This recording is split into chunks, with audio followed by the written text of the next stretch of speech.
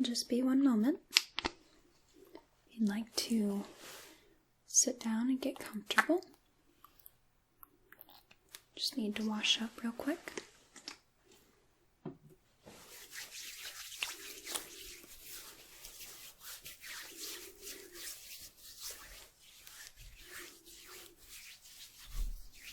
There we are. All right.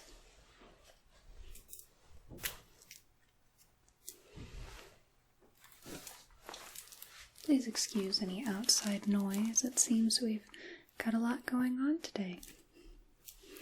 Now, before we begin, would you mind reminding me of your name? Okay. And your date of birth, dear.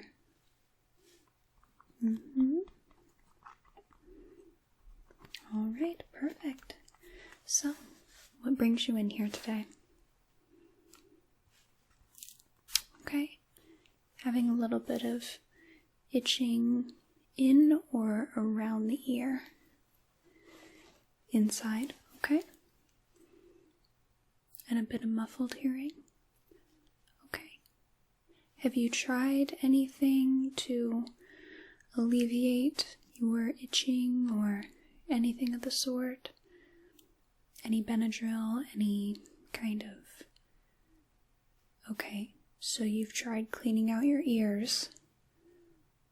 I hope you're not using Q-tips. Maybe just a touch. Yeah, and fingernails are a big no. Your nails harbor a lot of bacteria that can cause quite a few nasty infections. Okay.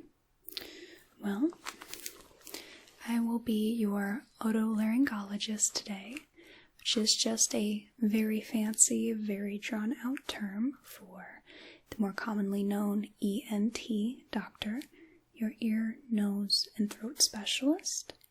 So, doctors such as myself don't just treat ear problems, we can treat allergies, sinus problems, really anything to do with the nose and throat. But we're also trained surgeons, so we do a lot of surgeries as well. So, believe me, you're in capable hands. And as you're not, are you experiencing any pain at all? No, not so much, just the itching. Okay. Yes, just more the discomfort. Are you noticing any sort of discharge from the ear? Not necessarily wax, but maybe any blood or anything not wax? No? No discharge. Okay. Do you happen to have any history of ear infections, ear problems, anything of the ear, nose, throat variety? Any family history? None. Just childhood infections? Yes, that's quite common. Do you have tubes put in your ears or anything of the sort? No. Okay. All right. Well, my dear,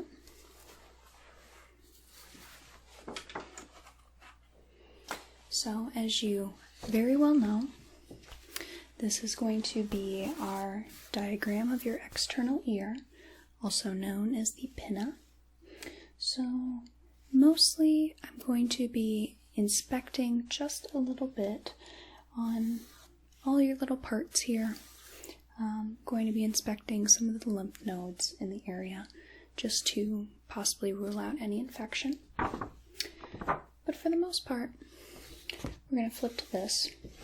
So you have your external ear here. You've got your pinna here.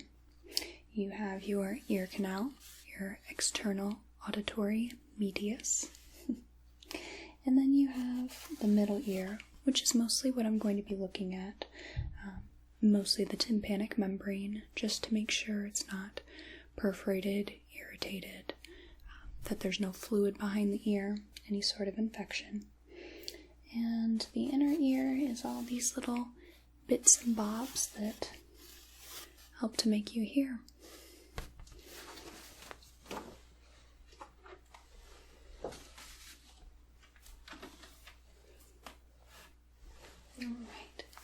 So, as I said before, I'm going to start with a general inspection of the outside of the ear. Now, for this particular sort of deal,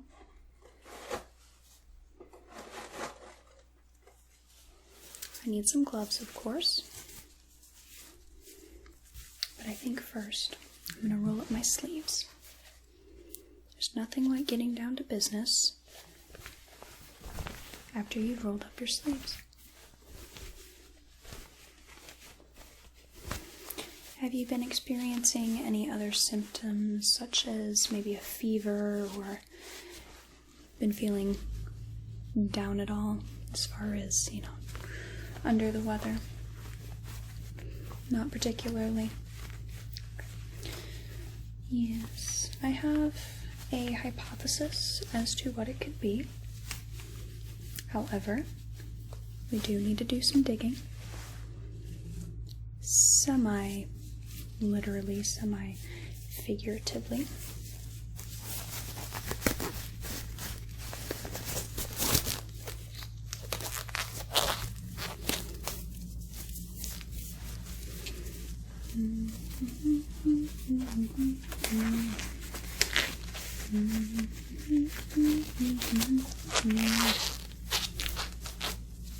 There we are. Now that is tight. Alright, my dear. So, again, as I said before, I'm going to start with inspecting each ear, the external portion.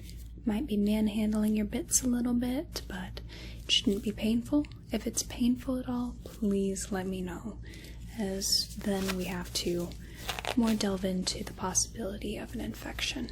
Okay? Alright. I'm going to start on this side, if you don't mind. Alright, so I'm stepping to the side here, and I'm just going to grab the ear itself, just at the top, the helix. Okay, so what I'm looking for is any, of course, lumps, bumps, abrasions, any inflammation, any discharge, any scars. Which so far, you're looking quite good in all these departments. Skin looks fleshy and not in any sort of way irritated, save for just a little bit, as I imagine you've been itching. Yes. Okay, now tell me, did you mention if it was one side or the other that this itching was localized? Both? Okay. Alright. Let me move to the other ear. Okay. And again, I'm going to be just pulling on the helix a little bit. And just inspecting the different areas of the ear. Now again, this is all looking quite normal, save for just a little pinkness, which I would expect. Alright, if you don't mind, I'm just going to go ahead and feel the lymph nodes on you. Okay. Alright, no, that's looking quite fine. I don't feel anything out of the ordinary.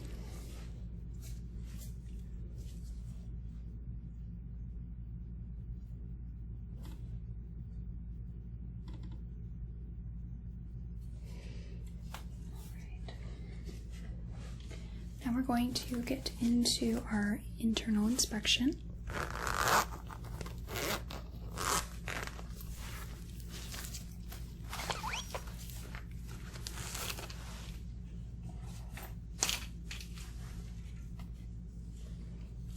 Alright. Just loosen the cap here. There we are. We have a whole selection of speculums here. And for adults, we use the largest one possible. And as I don't see any swelling, I don't find that we need to do anything special. going to lock that on there.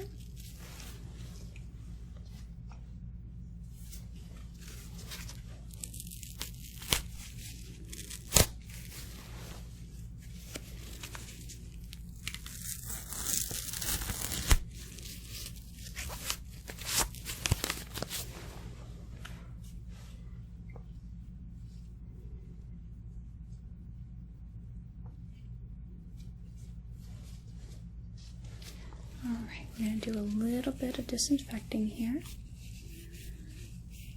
just to make sure we're not spreading any infection, contamination.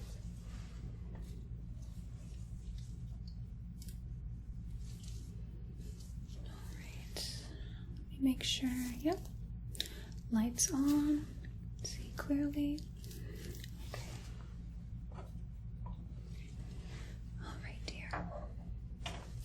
So what I'm going to do here is I'm going to hold the otoscope like a pen. I'm going to be pressing my hand against your head to steady it. I have, again, my light here. And I'll just be checking for any erythema, any inflammation, any swelling. And I'll also be checking the tympanic membrane, okay? As before, I'm going to start on this side if you don't mind. Okay. Let me know if there's any sort of discomfort whatsoever, okay? Alright. Go ahead and turn on the light and put my hand against your head. And I'm going to be just pulling the ear up and backwards to straighten out the canal. Inserting the otoscope into your ear. Okay. So again, as I said before, I'm going to be looking at any signs of infection, any discharge, any sort of amber liquid, or swelling, anything of that sort. Now I want to look at your tympanic membrane as well. And with the tympanic membrane, it should be a light gray or pearly white color in general, if it's healthy. And I should be able to see the malleus and a few other little bits, and the light should bounce off. However, it seems that can't quite see the tympanic membrane on you. Looks like you have quite a bit of cerumen blockage there, which was something I had suspected I may find.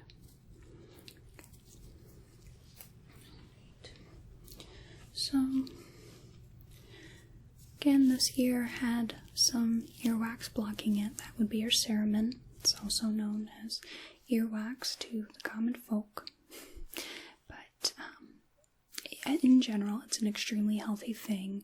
Your ear is a self-cleaning mechanism, and your earwax is naturally antibacterial, all that good stuff, and usually it pushes itself out as your jaw is moving, as you eat, as you clench it, moves it gently out of your ear.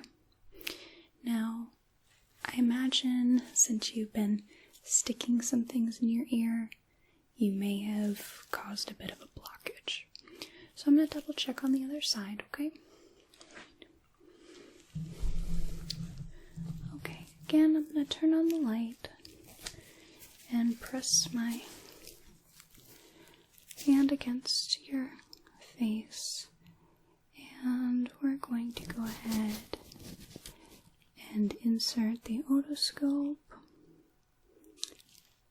Now, we're looking for that erythema.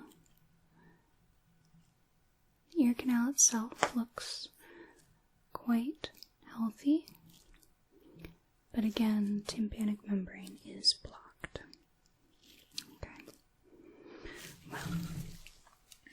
was going to give you a bit of a tympanic membrane test. However, I cannot see it very well. Let's go ahead and clean that off. Okay. So, we have a couple different options here. Option A, which I believe we're going to go with today, is that I can use a little solution here to dissolve the earwax. And this is just a very simple hydrogen peroxide solution. Now, option B, if I suspected there was any sort of ear infection,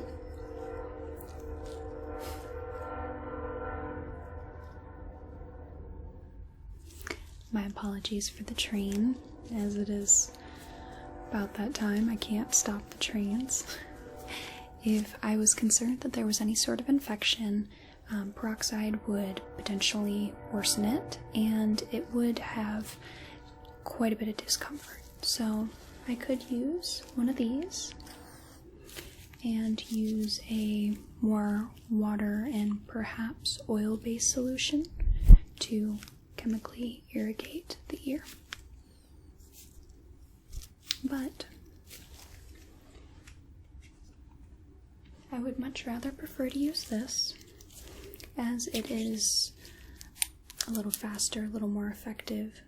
The possible problem with this, though, is that it dissolves the earwax, and you still do need some earwax in your ear. So I don't want to dissolve every last bit.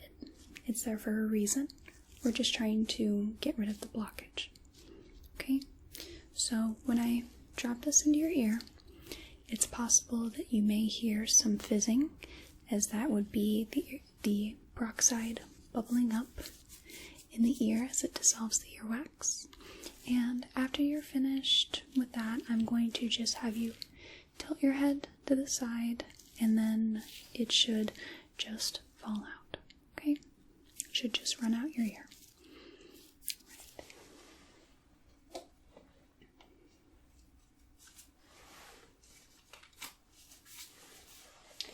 Before we begin, I'm going to go ahead and just wipe down the ear itself.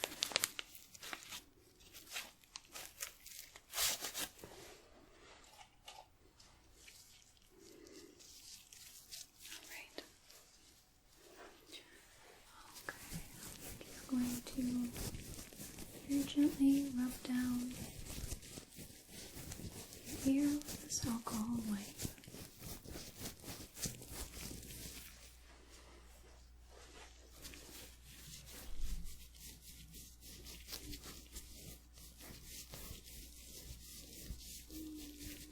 Okay, perfect.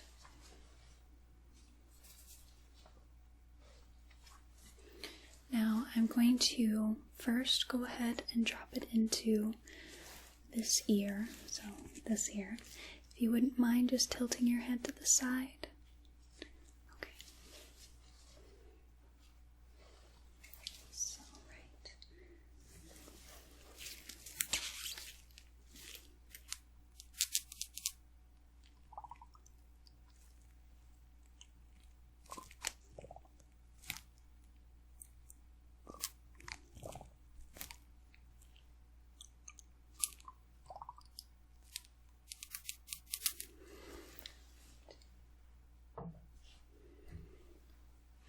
Okay, now that you have your head down, I'm going to just insert a few drops into the ear.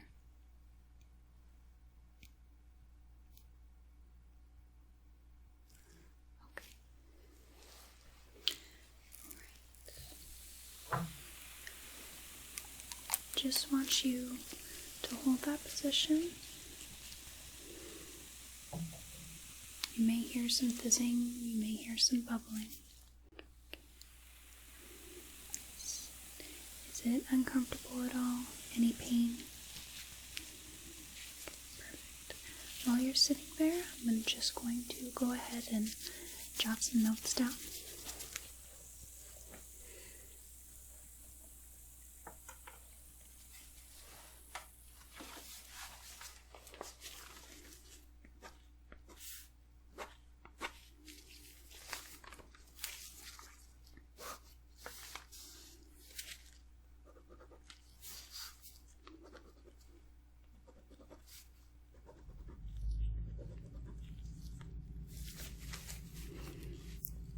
Give that a few moments more.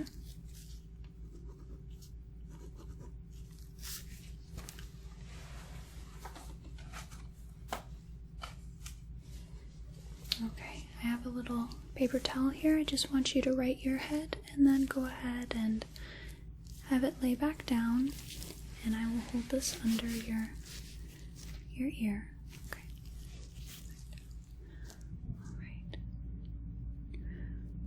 Hold that for a moment.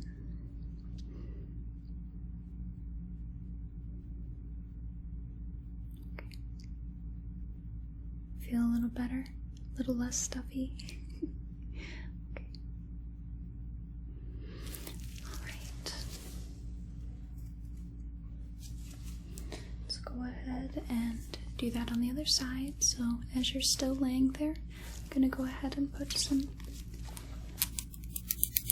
drops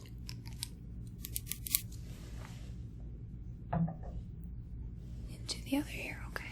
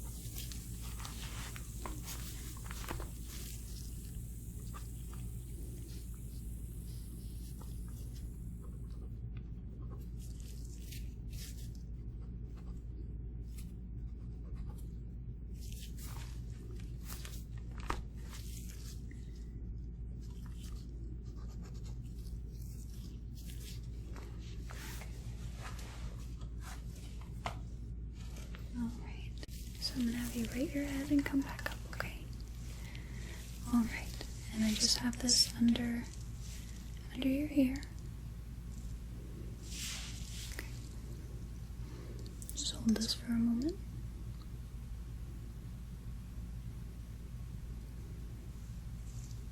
That ear feeling a little clearer too? Okay. That's great. Alright, you can go ahead and right your head. And grab that alcohol wipe from before, and we're just going to wipe off the ear. Okay. And the other.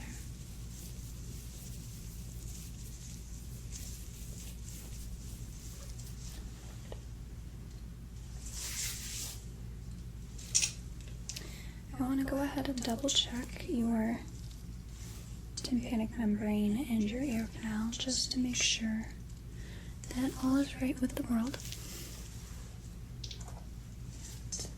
I'm going to have a puff of air go into your ear, and that's going to tell me if your eardrum moves, then there's no infection or fluid behind the ear. If it's stiff or there's no movement whatsoever, then that's when I would be concerned. As I said before, I don't believe there's an infection, but we're just going to take an extra precaution. Okay? Alright. Got my pen action. Again, I'm going to insert this into the canal. There we are. Yes, that is quite a nice looking tympanic membrane. quite a fan of how that looks. Alright, I'm going to go ahead and blow that air in. Okay. One more time. Okay, perfect. Yes, there's definitely some movement there. So I'm not concerned there. Go ahead and pull that out. Right, and the other side. Okay.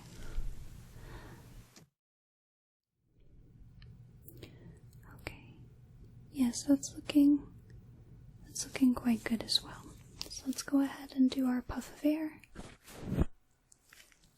Okay, great. And one more.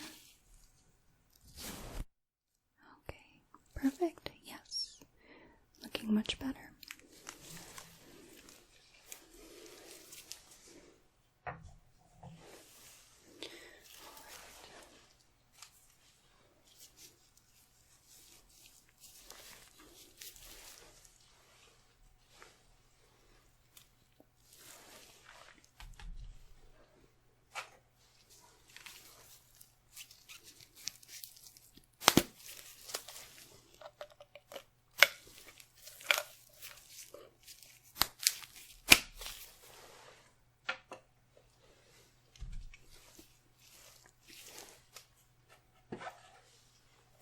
Alright. Not too painful, I imagine. Yes, that's not what we aim to do.